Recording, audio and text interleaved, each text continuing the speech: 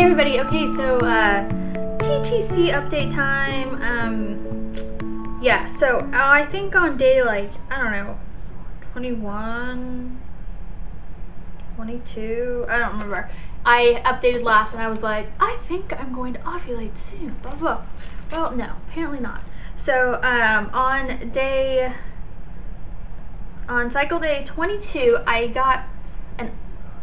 thought it was a positive on my OPK, but it was a little questionable. Like, it looked pretty much as dark as the line, which is what it has to be positive. An OPK has to be the test line. You have your control line, just like a pregnancy test, and on an OPK, the test line has to be the same shade as the control line or darker as the control line to be positive.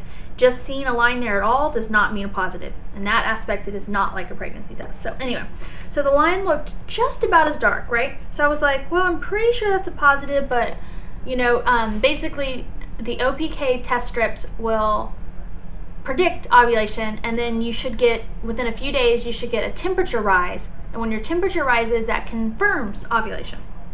Okay, so I was like, we'll see. So I never got a temperature rise. So I was like, okay, clearly it wasn't positive. You know, it was just close. So I kept testing, and it was just like nothing. And then on day like 24, I got another almost positive. So I was like, well, it's either I'm gonna get a positive stress test strip tomorrow, or this one is just about positive, and I've just missed my surge testing, and my temperature will rise. So no, has not risen. Has not rose. So now I'm on day, man, what day am I on? Let's see, 26, 27, 28. On day 28, I think. No, I'm on day 29. Wow. So I'm on day 29, and I've still had no ovulation test, all right? But on day 26, I got another questionable positive.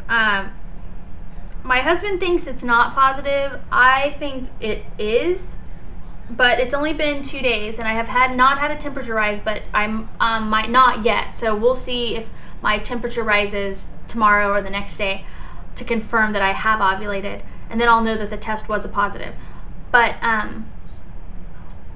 when, I don't know, it's weird. So yeah, so now I'm beginning to wonder if last cycle, when I had that crazy long cycle and I just assumed I didn't ovulate, and I stopped testing after day 23. Well, what if I did ovulate and I just didn't ovulate till like day 29 or 30 or something, and so I never knew? Because when you get your period, it's based on when you ovulate, not the other way around. A lot of people think you have your period and then you just ovulate based on that.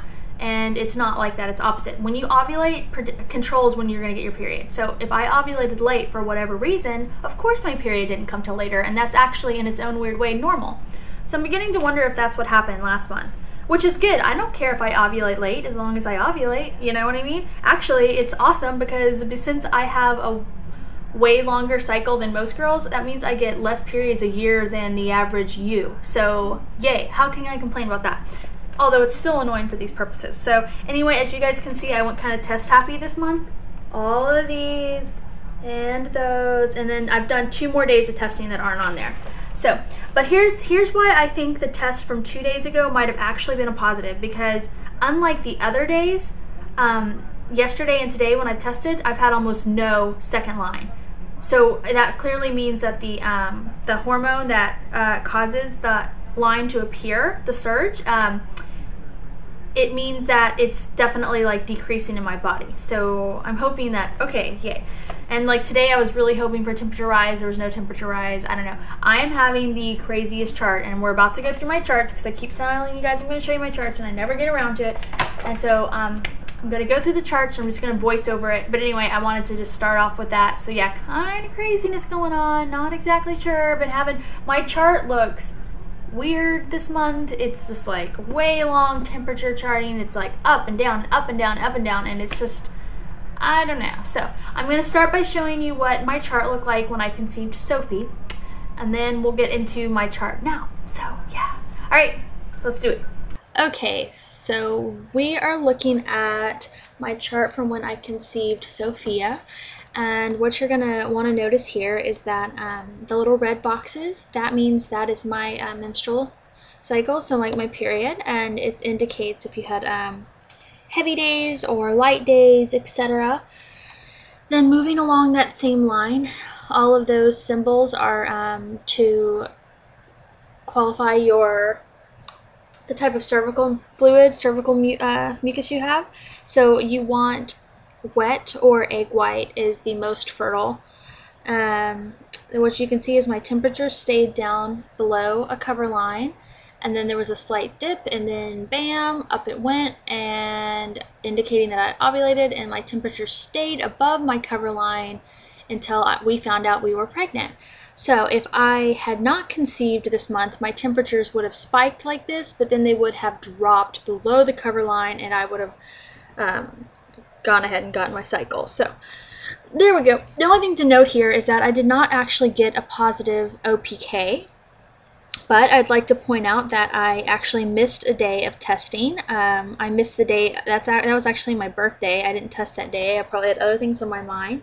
And the next day when I tested, I remember I tested really late. So realistically, I probably would have had a positive OPK test on one of those 2 days if I had actually taken the test or taken the test correctly.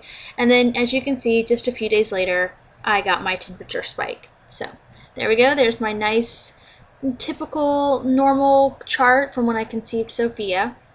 Okay, so now what we're looking at is my current chart. As you can see, it is vastly different. I have actually removed a lot of the other charting elements, so that's why this chart looks more bare. I took out the BD, which is sex, and I took out all the signs and everything because they're just not really relevant to what we're talking about at this point. So anyway, here we go. So as you can see, I had my cycle, blah blah blah. I have for the most part taken my temperature at the right time. I had a day or a couple of days of a little bit off, but nothing that should affect temperature charting at all. As you can tell, my temperatures have been very, very, very rocky, which is kind of annoying.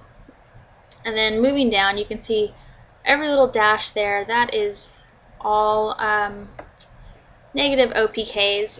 As I mentioned before, a couple of those were vaguely positive, but ended up not actually being. And so, and the positive OPK I had, I'm not sure was a positive. It was kind of borderline. It looked like the line was just about as dark as the test line, but I wasn't convinced. However, since then, I've gotten very, very definite negatives. So my temperature should be rising, and hopefully it will soon. One thing I'd like to note is your temperature, when we were looking at my chart with where I was pregnant with Sophia, my temperature kind of did a little dip, and then it just spiked up high and stayed high. You can have situations where you have a gradual rise in temperature, and the chart using Fertility Friend, it will pick up on that, but however, I need to have that rise continue for the next several days. So we'll see. I have had a lot of fertile CM, so I don't know. It's so weird. I don't know, at this point it's like day 29, and that's just so late. And so anyway, we'll see. But you guys can understand why I'm a little bit like, what? Because it's just like a weird looking chart to be. I mean, I'm already like past the point of most people's normal complete cycle, and I haven't even ovulated yet. So anyway, let's just hope that this temperature either continues to rise or there's a big old peak rise tomorrow or the next day. Because if it doesn't happen by then chances are that was not a positive, and I still have not ovulated. So anyway, the main thing is that I'm just hoping that I don't get my period without any ovulation. I would rather ovulate late than not at all. So anyway, we'll see, and I'm just going to keep checking my temperature every morning and hope for the best. So alright, that's it for now, you guys, and I will just see everybody in the next TTC update. Bye.